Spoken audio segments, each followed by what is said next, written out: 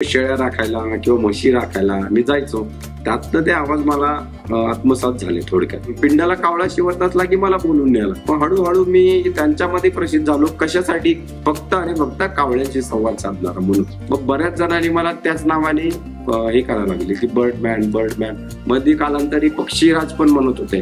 पण बर्डमॅन हा पूर्ण सगळ्यांकडे चालणारा शब्द आहे. म्हणजे बघा तुम्ही आवाजाने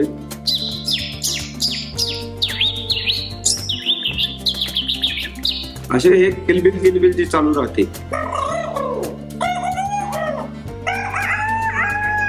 असे त्यांचे मला वेगवेगळे आवाज ऐकायला लागले. मग म्हणलं आता तुम्हाला ताडोबा कसा वाटला? अरे वा म्हणले, आम्हाला खूप छान वाटलं. कारण म्हणले इथं वाघ भेटला नाही पण तुम्ही भेटले म्हणून आम्हाला खूप आनंद झाला. नमस्कार. लोकसत्ता ऑनलाईनच्या गोष्ट असामान्यांची या विशेष मालिकेत तुम्हा सर्वांचं पुन्हा एकदा स्वागत. तुम्ही स्पायडरमॅन बॅटमॅन विषयी ऐकलं असेल, पण आज आपण ज्यांच्याविषयी जाणून घेणार आहोत त्यांना बर्डमॅन म्हणून ओळखलं जातं. ते म्हणजे सुमेध वाघमारे. 200हून अधिक पशुपक्ष्यांचे हुबेहूब आवाज काढण्याची कला त्यांना अवगत आहे. सुमेध वाघमारे हे सध्या ताडोबा अंधारी व्याघ्र प्रकल्पात कार्यरत असून त्यांच्या या आवाजाची जादू अनुभवण्यासाठी पर्यटकांची देखील येथे गर्दी जमते. त्यांचा हा प्रवास नेमका कसा आहे, चला जाणून घेऊयात. नमस्कार, माझं नाव आहे सुमेध बोधी गंगाराम वाघमारे. मी तसा हिंगोली जिल्ह्यातील कलगाव, माझं छोटंसं गाव आहे, त्या गावामध्ये राहायचो. म्हणजे काय व्हायचं, शेळ्या राखायला किंवा म्हशी राखायला मी जायचो. त्यातनं ते आवाज मला आत्मसात झाले थोडक्यात. पण हळूहळू मी इकडे आलो. आपल्या सांगलीला होतो पहिली ते दुसरीला मला गावी पाठवलं परत गावाकडे. तिथे मग शेळ्या घेऊन जायचं 4-5 वाजता. आणि शेळ्याला कधी पण मी आहे ना आवाज काढूनच बोलवायचं. कुठल्या शेळ्याला असं जबरदस्ती मारायचं म्हणजे काहीच नाही. तिचा आवाज काढला ती यायची पळत. मग त्याच्यामध्ये मग मी वेगवेगळ्या शेळ्यांच्या व्हरायटी शिकत गेलो. जसं पिल्ले आले, छोटे पिल्ले, मोठे, बोकड, हे सगळे हे सगळ्यांचे. मग तिथून मला ते आत्मसात झाले. मग कालांतराने लोक मला दाव्याला बोलवायला लागले. दाव्याला म्हणजे आपले हे करायला, पिंडाला कावळा शिवत नसला की मला बोलून न्यायला. मग हळूहळू मी त्यांच्यामध्ये प्रसिद्ध झालो. कशासाठी? फक्त आणि फक्त कावळ्यांशी संवाद साधणारा म्हणून. पण मी ते करत असताना माझे शाळा म्हणजे कॉलेज चालू होतं, पुरंदर कॉलेज सासवड. तिथे माझं शिक्षण झालं 12वी पर्यंत, 11वी 12वी. त्या कालावधीमध्ये मी डबा न्यायचो आपल्या सोबत आणि कावळ्यांना वगैरे टाकायचो कधी मध्ये. मग त्यांच्याशी असा आवाज काढला की ते अजून जवळ यायचे, प्रेमाने बोलायचे. मग तेव्हा ते अजून माझी वाढत गेली. नंतर मी जाधवगडला कामाला लागलो. म्हणजे कसं 11वी पासूनच मी कामाला लागलो. काम म्हणजे काय, फक्त आवाज काढले. त्याच्यामध्ये मग माझ्याकडे मग मी कोंबड्याची व्हरायटी दाखवली, याची मोराची व्हरायटी दाखवली. ते वाढत गेलं, करायचं खूप जणांना आवडत गेलं. तेव्हापासून मला ओळखायला लागले. आणि मग मी पुस्तकं पण जराशी चालली की बर्डमॅन कोण आहेत, काय आहे, त्यांची डिटेल घेतली. मग बऱ्याच जणांनी मला त्याच नावाने हे करायला लागले की बर्डमॅन बर्डमॅन. मध्ये कालांतरी पक्षीराज पण म्हणत होते. पण बर्डमॅन हा पूर्ण सगळ्यांकडे चालणारा शब्द आहे इंग्लिशमध्ये पण, म्हणून त्या नावाने ते ओळखत गेले सगळे. पुढे चालून साधारण मी 8 वर्ष त्याच ठिकाणी एका ठिकाणी काम करत होतो. 4 तास काम करायचं, आवाज काढायचं. पर्यटन येतात आणि पर्यटन खूप खुश होऊन जायचे. मग मी भाजीपाला विकला राजगुरुनगरला, पुण्यामध्ये. मग तो माझा व्यवसाय. नंतर मग ते करत असताना मी डंजोचं जे डिलिव्हरी बॉय असायचं ते पण केलं. तर तिथे माझ्या मनामध्ये आलं की आपण अजून कुठं करता येईल आपल्याला. तर मी पिंपरी चिंचवड महानगरपालिका तिथे जॉईन झालो.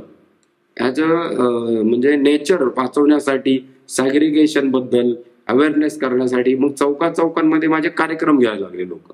कशासाठी? की मी आवाज काढला समजा कोंबड्याचा, ह्या आवाजाची फ्रिक्वेन्सी खूप लांब आहे, तर लोक अशी घरातून पळत यायची. मग त्यांना सांगायचं की अरे प्लॅस्टिक टाकायचं नसतं, ह्या चिमण्या इम्पॉर्टंट नाहीत, पक्षी इम्पॉर्टंट नाहीत. म्हणजे तेव्हापासून मी खूप म्हणजे ते मनापासून करायचो आणि ते पुढं करतच राहील. ताडोबामध्ये गेट मॅनेजरच्या पदाच्या जागा सुटल्यात, तुम्ही या, तुम्ही म्हणजे पेपर देऊ शकता का? मी लगेच होकार दाखवला. कारण ह्या आधी मला जंगलच माहित नव्हतं. मी फक्त लोकांना कल्पनेत सांगायचो की जंगलात गेलं पाहिजे, मी जंगलात जाणार आहे स्वतः. आणि ते खरं सत्यात आलं पुढं. केव्हा? जेव्हा मला ताडोबांनी बोलवलं तेव्हा. मग पेपरला आलो, पण मनामध्ये परत प्रश्न की मला ताडोबाचं तर काहीच माहित नाही. काय करायचं? मग एकाही गेट विषयी माहिती नाही. त्यात बरेच प्रश्न आले किचकट, ते म्हणजे फक्त जंगलाबद्दलचे. जंगलातला मला बिबट, अस्वल ह्यांच्याबद्दल पण एवढी काही माहिती नव्हती.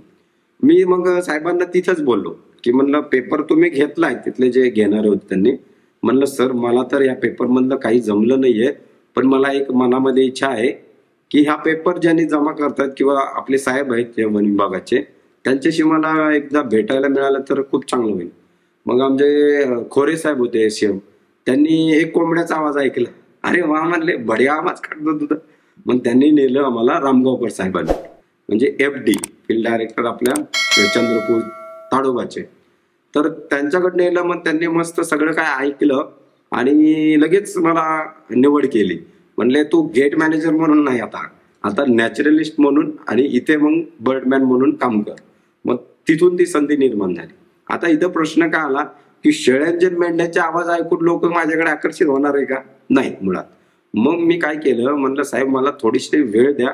मग मी साधारण 2-3 महिने काय केलं, रोज प्रॅक्टिस. जंगलात जाऊन वरडायचं नाही किंवा आवाज काढायचा नाही. तो कसा काढायचा?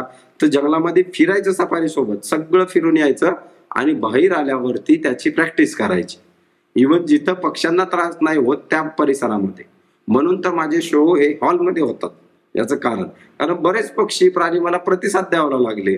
मग ते चुकीचं आहे. कारण जर मी मोराचा आवाज काढला आणि सगळ्या लांडोर माझ्याकडे आल्या तर तो मोर किती चिडेल. किंवा वाघाचा जर चुकून आवाज आला आणि त्याच्यात डिस्टर्ब झाला, तो गाडीवर चार्ज करू शकतो. ह्या गोष्टी होतात. मग ते मला माझं कळायला लागलं की हळूहळू हे आता साधारण माझ्याकडे 200 किंवा 250 पर्यंत मी आवाजाची संख्या वाढवली. पक्ष्यांची जास्त मी वाढवली. याचं कारण म्हणजे प्राण्यांना जाऊन तिथे डिस्टर्ब करण्यापेक्षा पक्ष्यांचे आवाज मी ऍपद्वारे किंवा ह्याच्याद्वारे सगळे ऐकून घेत असतो. आणि मग त्यातल्या त्यात जे व्हेरिएशन असतात त्यांचे मी फोड पाडतो. जसं उदाहरण तुम्हाला सांगतो, चिमणी येते आपली, हाऊस स्पॅरो वेगळी किंवा बया व्हिवर वेगळी, येलो थ्रोटेड स्पॅरो वेगळी. स्पीशीज एकच पण त्यातल्या सब स्पीशीज वेगवेगळ्या. म्हणजे बघा तुम्ही आवाजाने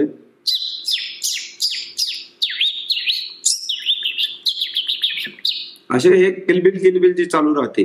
मग ह्याच्यामध्ये पण छोटे छोटे जे बर्ड्स असतात सगळ्यात जास्त ते सिमिलर आवाज काढतात. आत्ताच आपल्याला सांगितलं जसं की म्हणजे सर्वात पहिला कोंबड्याचाच आवाज शिकलो. तो का? तर कारण माझ्या घरा शेजारी मी सकाळी गावाकडे जेव्हा झोपायचो तर बाजेवर झोपायचो आणि तशाच आकाशातल्या चांदण्या मोजून मोजून झोपी जायचो. मग सकाळी काय व्हायचं, हा कोंबडा भाग द्यायचा आणि मला उठवायचा. कधी कधी माझ्या पायावरची चादर बी ओढायचा. आता हे का व्हायचं? कारण मी त्याला रोज आहे ना सकाळी उठल्यावरती कांदा खायला द्यायचो. मग कांद्याने काय व्हायचं, त्याचं आकर्षण वाढायचं की हे मला खायला द्यायचे, मग ह्यांनाच उठवू आपण. मग आमच्या दोघांचं उठलंय हितगुज म्हणजे काय चालायचं आमचं, तिकडून तो काढायचा, इकडून जुगलबंदी, दोघांची जुगलबंदी चालायचं. त्यामध्ये पण प्रकार पडायचे. छोटस पिल्लू असलं वेगळं उडतं,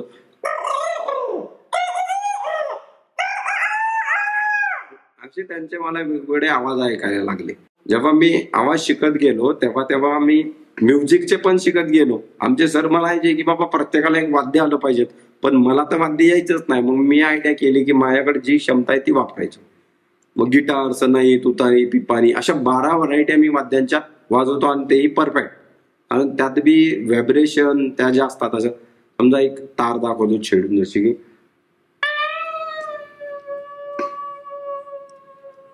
अशा पद्धतीने ते व्हायब्रेशन चालायचे. अशी मजा यायची. सर्वात कठीण तसा म्हणजे आहेत बरेच पक्षी आहेत, का एक नाही आहेत पक्षी. कारण जे येत नाही येत आवाज ते मी शिकत असतो. तर शिकत असताना त्यातले बरेचसे आवाज आपल्याला सापडत नाहीत. जे रिसलवाले आहेत, चिट्ट्यांवाले आवाज आहेत ते मी काढतच नाही. म्हणजे तुम्ही बघितलं असेल ह्याच्यामध्ये आवाज काढणाऱ्यांचे प्रकार पडतात. रिसलवाला दुसरे काढतात, पण मला रिसलवाले येत नाही. मी पोटापासून आवाज काढतो, त्यामुळे माझ्या आवाजाची फ्रिक्वेन्सी खूप लांबपर्यंत जाते. साधारण 2 किलोमीटर एक तरी जातो आवाज. याचं कारण म्हणजे मी इथून आवाज काढतो. जर रिसलचा आवाज काढला तर लयत किती लांब जाईल, 500 मीटरच्या तो वर जाणार पण नाही, त्याच्याही कमी जाईल. म्हणजे मच्छर किंवा हे छोटे छोटे जे आवाज असतात ते पण येतात मला, मच्छरचा, भुंग्यांचा.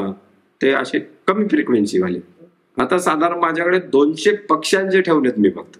मग ह्याच्यामध्ये जर ऍड केलं, त्यात पक्षी आले, कार्टून आले, प्राणी आले, गाड्या आल्या, माणसं म्हणजे ह्याचे नाही, ते अभिनेते वगैरे किंवा कार्टून क्षेत्र त्यातले डबिंगसाठी मला वापरतात.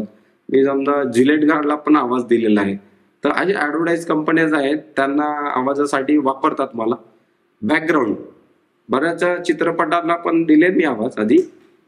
तो कोणता दिला म्हणजे एक माचीवरचा बुधा होता पिक्चर, त्याला मी आवाज दिला, भारतध्वजचा.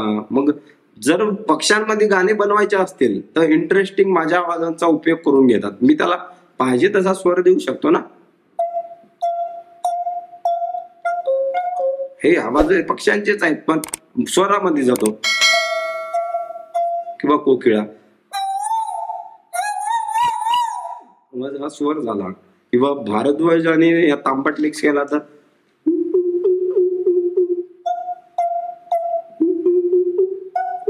हे गाण्याचे स्वर बनून जातात.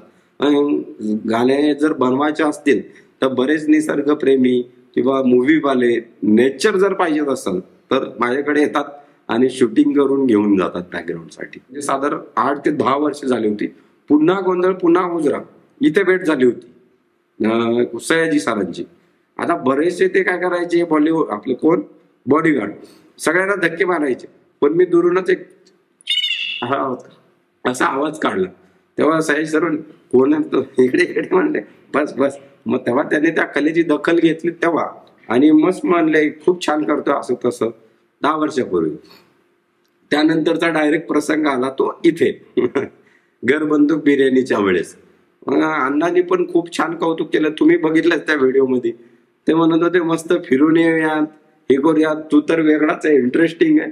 मग मलाही आवडलं, कारण एखादा माणूस गावरान पद्धतीने बोलत आहे त्याच्या शैलीतून, तेही खूप मनाला भावला.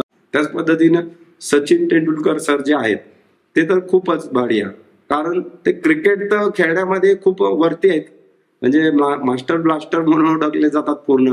तर म्हणजे त्यांनी क्रिकेटचं क्षेत्र आहेच त्यांचं, पण त्यांनी जंगलाचं पण निवडलं. म्हणजे त्यांच्या एका या भ्रमंतीवरून कितीतरी निसर्गप्रेमी तयार होत आहेत. त्याने काय होतं, संवर्धनाचं काम मोठ्या प्रमाणामध्ये होतं. आता भलं त्यांनी माझा व्हिडिओ शेअर केला, मला खूप आवडला, कारण सरांनी शेअर केला म्हणजे छोटी गोष्ट नाहीये. तर मी त्याचा फायदा काय फक्त माझं नाव कमवण्यासाठी म्हणून घेत नाही, की माझ्या ह्या कामामुळं अजून किती लोक प्रेरित होतील, निसर्ग संवर्धनासाठी उभे राहतील, ह्याचा मी प्रयत्न करत असतो. या कलेत फक्त नाव प्रतिष्ठा वाढली म्हणजे सगळं संपलं असं नाही, उलट एक जबाबदारी आली. कारण खऱ्या अर्थाने मग लोक बघायला लागले की हा माणूस आवाज तर काढतो, मग हा नेमका करतो काय, अवघड टाइमपास करतो. तर आम्ही खऱ्या अर्थाने त्यामध्ये कामं करत असतो. तर तुम्हाला सांगतो, म्हणजे लगेच पक्षी बोलत आहे किंवा आवाज काढत आहे म्हणजे तो लगेच मला येईल याची शाश्वती मला नाहीये. पण मी पहिला त्याला ऑब्झर्व करतो, निहाळतो, नेमकं तो काय करत आहे. आपले आवाज काढत असताना कृती कोणती करतो, साधारण असं करतोय, कोणता असा करतो, काय करतो, म्हणजे त्याच्या मी नसांकडे ऑब्झर्व करतो. आता नसा काय केसांमुळे दिसणार नाहीत, पण त्याची कृती मला नक्कीच कळते. की मोराला तुम्ही ऑब्झर्व करा, तो पूर्ण मान फुगवेल तेव्हा तो आवाज बनवत आहे. आणि मला पण आवाज काढायचा म्हणल्यावर माझा कंठ आता खाली गेला, पण जेव्हा आवाज काढेल तेव्हा वर येईल. म्हणजे त्याच्यावरनं ते कळून जातं मला, त्यांच्यामध्ये सिम्युलर करायला लागतं, तेव्हाच एवढे सुंदर आवाज येतात.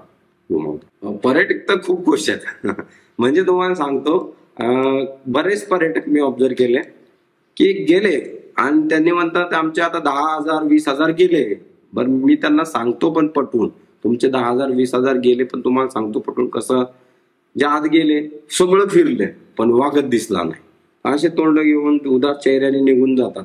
मग त्यावेळेस मी त्यांना सांगतो, तुम्ही एकदा आहे ना माझ्या कार्यक्रमाला येऊन बसा. जे बसले, समजा आता एक आला होता ग्रुप, त्यांनी बाहेरूनच चालले, काय तुमचा ताडोबा आहे, वाघत दिसत नाही, काय नाही. म्हणलं तुम्ही एकदा बसा येऊन. म्हणजे आम्ही का बसू, म्हणलं बसा 2 मिनिटं बसा. मग त्यांना चहा वगैरे त्यांनी बोलवला आणि बसले, ठीक आहे चहा पिऊपर्यंत त्याचा ऐक. ते बसले 1 तास 2 तास तिथंच, उठायला तयार नाही तीच व्यक्ती. मग म्हणलं आता तुम्हाला ताडोबा कसा वाटला. अरे वा म्हणले, आम्हाला खूप छान वाटलं, कारण म्हणले इथं वाघ भेटला नाही पण तुम्ही भेटले म्हणून आम्हाला खूप आनंद झाला की बाबा तुमच्यासारखे व्यक्ती आम्हाला खूप प्रेरणादायी आहेत. बऱ्याच मुलांना फक्त कावळा, पोपट, चिमणी, मी त्यांना प्रश्न विचारलं, बऱ्याच वेळा मी जातो ना कुठे कार्यक्रमाला शाळांमध्ये वगैरे, प्रश्न विचारला पक्ष्यांचे नाव सांगा म्हणलं, फक्त 5च सांगा, कावळा, पोपट, चिमणी. मी म्हणतो ते नाही, जंगलातले सांगा. जंगलातल्या मुलांना 5ही नाव सांगता येत नाही कधी कधी, मग ती खंत वाटते. म्हणून माझ्या ह्या प्रेझेंटेशनला मी काय करत असतो, त्या पक्ष्याचा फोटो, त्याचे बिहेवियर, तो काय खातो, कसा राहतो, कुठे राहतो, हे सगळं थोडक्यात सांगण्याचा मी प्रयत्न करतो. आता पक्षी सगळ्यात जास्त सुंदर काम करतात ते म्हणजे झाडं लावायचं. म्हणून पक्ष्यांना वाचवलं पाहिजे हा संदेश मी इथून देत असतो. त्याच पद्धतीने भालू पण सगळ्यात जास्त झाडं लावतो. त्याच्या विष्ठेतून जाईल तिकडे विष्ठा करून झाडं चांगल्या पद्धतीने उगवत असतात. मग असे हे निसर्गप्रेमी जेव्हा भेट घेत आहेत तर मनाला खूप आनंद वाटतो, कारण त्यांच्या मागं लाखो करोडो लोक असतात. ते लोक पण निसर्ग संवर्धनाच्या मागे लागतील. माझ्यासारखे जे तरुण पोर आहेत, तरुण मुलं आहेत, त्यांना संधी द्यावी. आणि ती कशासाठी? निसर्ग संवर्धनासाठी. म्हणजे मी जरी इथे असेल तर अजून निसर्गप्रेमी मी तयार करीन इथे. फक्त मी एकटाच झालो म्हणून संपला असं नाही, कारण निसर्ग वाचवण्याची आता खूप गरज आहे. कलेच्या माध्यमातून लोकांचं मनोरंजन तर व्हावंच, पण त्याचबरोबर हा निसर्ग जपला गेला पाहिजे. ह्या उद्देशाने सुमेध वाघमारे यांचं सुरू असलेलं हे काम खरंच कौतुकास्पद आहे. आजचा आपला हा एपिसोड तुम्हाला कसा वाटला आम्हाला कमेंट करून नक्की कळवा. आणि लोकसत्ताच्या YouTube चॅनलला तुम्ही अजूनही सबस्क्राईब केलं नसेल तर लगेच करा.